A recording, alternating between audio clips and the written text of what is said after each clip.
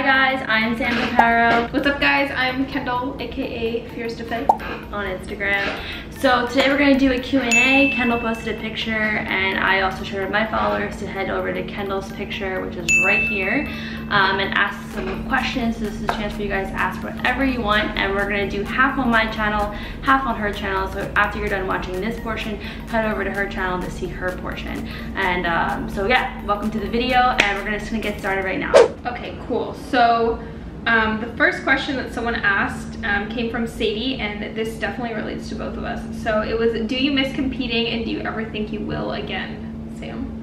Okay, I would say the part I miss of competing would be just like having a goal and working towards like those certain weeks to achieve it. That part's really cool, like you see yourself transform, and it's a really great process to go through. But I would say the actual stage aspect I didn't really love. I just wasn't the person to be super sassy on stage and do the whole thing that day. It's just not so much my personality. But I feel like right now I live more of like a healthier lifestyle than as opposed to competing. I have a lot more time, so I don't ever think I will compete again.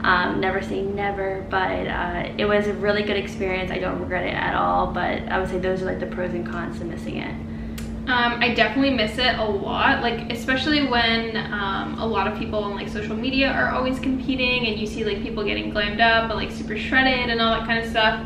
I miss the whole process of it. Like I genuinely enjoyed like Sam having a goal and being a part of something. I think it really sucks when you walk into the gym and you don't specifically, like you're not specifically training for something, or it's really cool to like share it with people on social media and all that kind of stuff.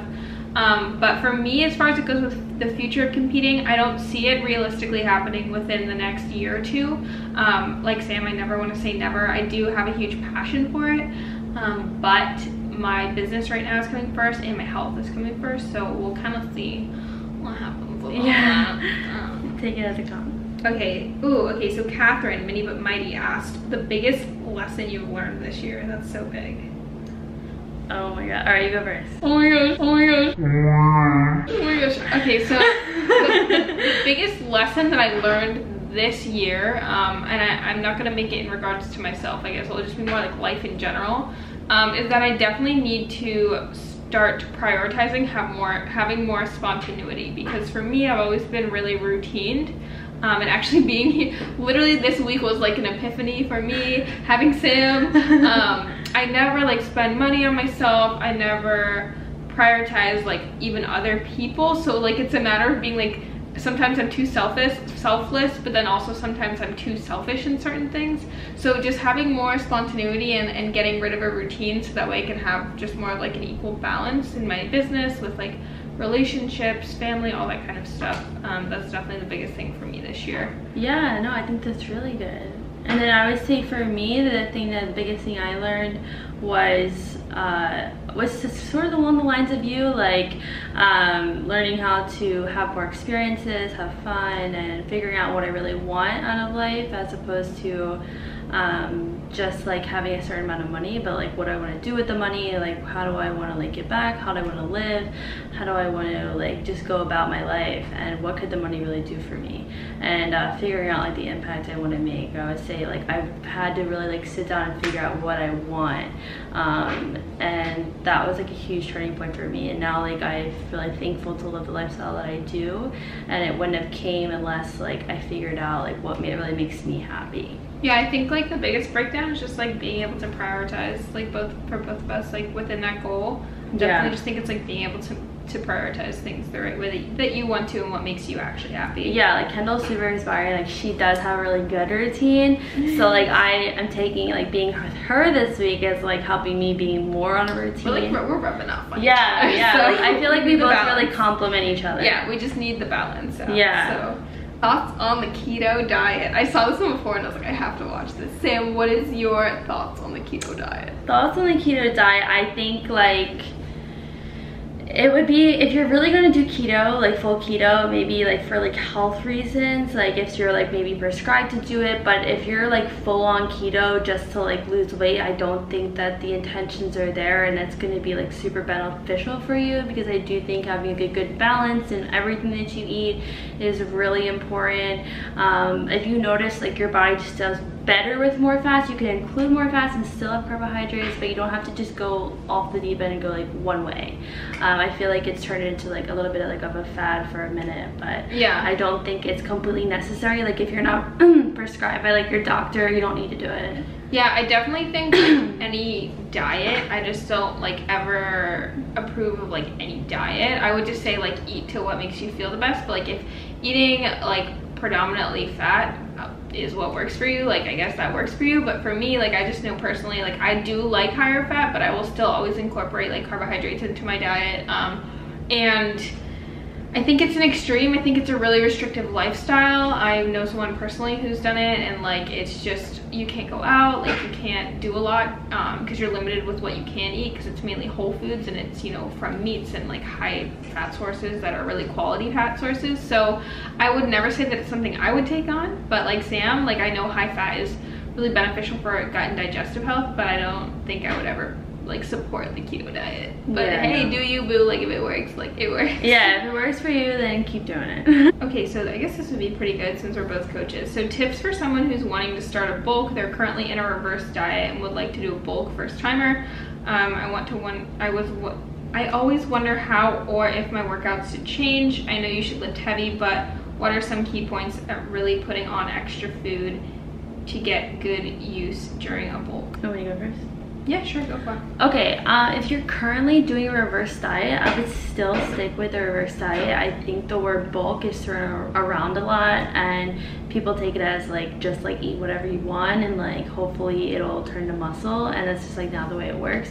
If you're consistently reverse dieting, keep reverse dieting and really focus on like strength stuff at this time, like progressive overload type lifts, and I feel like you'll put on a decent amount of size for like however long you are reverse dieting, and then at that point you can take the time to like start leaning down and seeing like that muscle come through. But I would definitely, like as far as like your eating, keep like eating what you're eating and then slowly like still keep increasing the quantities, but I wouldn't like just like bulk. Like, yeah, I don't like that word. Yeah, I'm the same way when it comes to like even when people are around reverse dieting.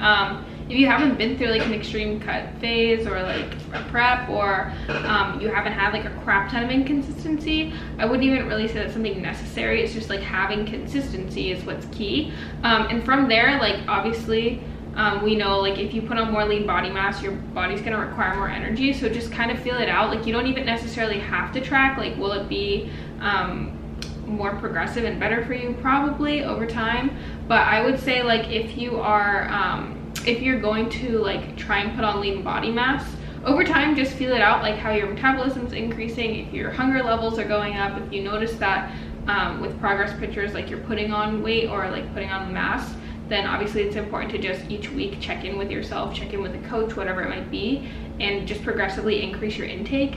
Training, I don't change my training a lot year round, whether it be I'm in a like cutting or bulking phase, only because obviously I come from a competition background. I always just do like hypertrophy and strength work. I've recently started to add more functional training because I think it's fun. But max strength as well as hypertrophy style training year round is usually beneficial for putting on lean body mass. Yeah. Okay, this is the last question. How did you get started in the fitness industry?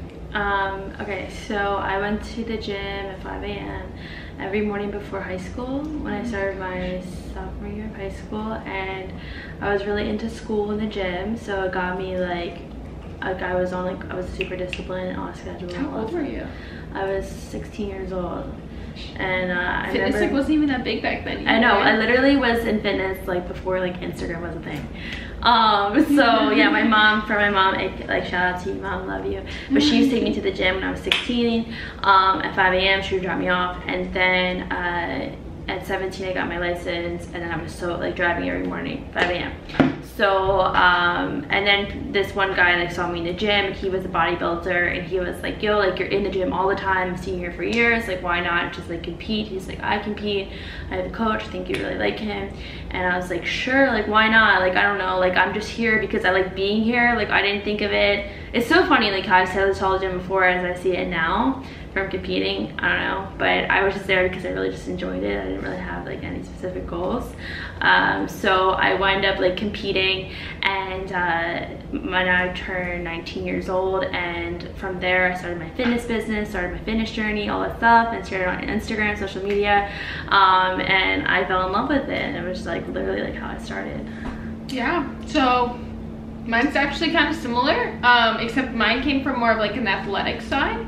I started with fitness, not necessarily the industry, but I started with fitness from running track in high school. Then I actually quit track to run cross country. I was a sprinter, then went into cross country, then actually went into doing fitness. The fitness team at my school, which was like army training or military training, so it's like pull-ups, push-ups, sit-ups. No way. Yeah, I was like, oh, so I got into calisthenics, and then I didn't even know that. Yeah, no, I competed. That's when I first came to California in 10th grade. I competed here on a national level. Wow. I got 11th in the nation, yo. Let me tell you, there was only like 20 people there, that's why. That's awesome. But then I, obviously you guys know, fell into my eating disorder. Luckily, you guys, I've probably said this story a million times, but I had a really good friend who, his dad was like a classic bodybuilder, and he actually helped me to like see food as fuel and to see it as like more of something that's gonna help me grow and prosper. And so he got me into bodybuilding. We used to lift in his basement every day, like after school when I was in high school, and then he would like start recording me and stuff, and I started getting really confident in like how my body was like changing, so I started posting on Instagram. That's what got me like into the industry. I grew like really quickly my first year, and like literally only posted belfies, which like don't do that, but that's literally like how I started off. And then just kept like continuing to post consistently and provide, you know, my story to other people and stuff. And then now I'm sitting in a apartment that's beautiful, that is SAMP, who we met. I literally met her across the country in New Jersey like forever ago, and now we're in LA together, so that's my life. But first, I'm very grateful. Yes. All right, well, thank you guys so much for watching this part of the Q&A. Head over to Kendall's channel to see the second part, and we love you. See you in the next video. Bye.